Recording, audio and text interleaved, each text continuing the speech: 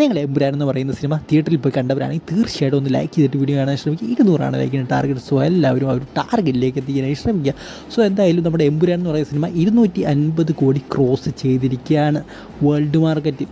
So എന്തായാലും industry ഹിറ്റായിട്ട് മാറിയിരിക്കുകയാണ്. So industry ഹിറ്റെന്ന് പറയാൻ സാധിക്കുമോ എനിക്കറിയില്ല, കാരണം ബഡ്ജറ്റ് ഭയങ്കര വലുതാണ്. 150 കോടിക്ക് താഴെയാണ്. 140 കോടി സംതിങ് വരും നമ്മുടെ എന്താ പറയുക എമ്പുരാൻ്റെ ബഡ്ജറ്റ്. സോ ഇതെല്ലാം കൂടെ കാൽക്കുലേറ്റ് കഴിയുമ്പോൾ ലാഭമാവും ഇല്ലയോ എന്നൊക്കെ നമുക്ക് കണ്ട് തന്നെ അറിയണം. സോ നിങ്ങൾക്കറിയാം 250 കോടി എന്ന് പറയുമ്പോൾ ഏതാണ്ടൊരു 70% എന്താ പറയുക ടാക്സും അതുപോലെ തന്നെ തിയേറ്റർ റവന്യൂ അങ്ങനെയൊക്കെ പോകും. അതായത് ഒരു ഇതിൻ്റെ പകുതി നമുക്കറിയാം. 250 പകുതി എന്ന് പറയുന്നത് 125 കോടിയാണ്.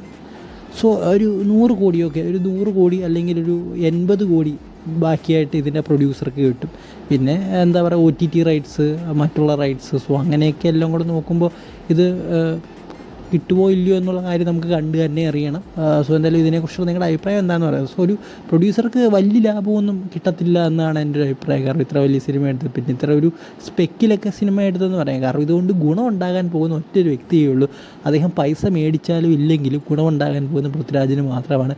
കാരണം അദ്ദേഹം ഈ ഒരു ഇത്ര വലിയ ഫ്രെയിമിലൊരു സിനിമ എടുത്തു. ഫ്യൂച്ചറിൽ അദ്ദേഹത്തിനെ മറ്റ് പല ഫിലിം ഇൻഡസ്ട്രിയിൽ നിന്നും വിളിക്കുക കൂടുതൽ സിനിമകൾ ചെയ്യാൻ. സോ ഇതുകൊണ്ട് ഗുണമുണ്ടായിരിക്കുന്നത് നമ്മുടെ പൃഥ്വിരാജിന് മാത്രമേ ഉള്ളൂ. ബാക്കി എല്ലാവരും പൊട്ടന്മാരാകുകയാണ് ചെയ്തിട്ടുള്ളത്. പിന്നെ മോഹൻലാലിനും അത്യാവശ്യം കുറച്ച് ഗുണമുണ്ടായി. കാരണം 250 എന്ന് പറയുന്ന നമ്മുടെ മലയാളം ഇൻഡസ്ട്രി തന്നെ ഏറ്റവും വലിയ ഗ്രോസിലേക്ക് പോകാൻ സാധിച്ചു. ഇവർ പൈസ മേടിക്കാത്തത് ഇതുകൊണ്ടൊക്കെ തന്നെയാണ്. പൃഥ്വിരാജ് മെയിനായിട്ട് പൈസ മേടിക്കാതിരിക്കാനുള്ള കാരണം ഇതൊക്കെ തന്നെയാണ്. കാരണം അദ്ദേഹത്തിന് ഒരു വിഷൻ ഇല്ലാതെ ഉള്ളി ഒന്നും ചെയ്യത്തില്ല. കാരണം ഇങ്ങനൊരു സിനിമ എടുത്തു കഴിഞ്ഞാൽ മറ്റുള്ളവരും പുള്ളിയെ ശ്രദ്ധിക്കും. അദ്ദേഹത്തിൻ്റെ ആ ഒരു സ്റ്റാറ്റും വർദ്ധിപ്പിക്കാൻ സാധിക്കും.